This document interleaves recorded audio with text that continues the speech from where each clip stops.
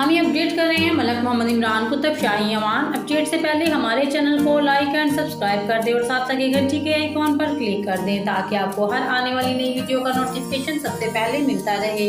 बढ़ते हैं आज की खबर की जानिब। मुस्लिम लीग नून की तर्जुमान मरियम औरंगजेब ने फवाद चौधरी के बयान पर रद्द-ए-अमल में कहा है कि डीलों की सुनामी में गर्क इमरानी सियासत अपने मुंतकी अंजाम तक पहुँच रही है। समाजी राब्ते की साइट ट्विटर पर अपने बयान में मरियम औरंगजेब ने कहा कि आज जान तन्हा है, फक्रो फरेब से सजाएं दिलवाने वाला माफिया बेनकाब हो चुका है।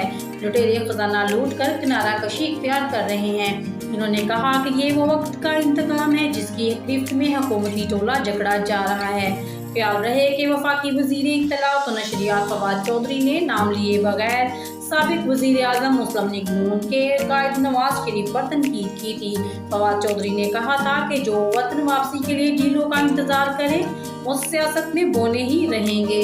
मज़ीद खबरों के लिए देखते रहें आपका अपना channel city TV 49 news HD।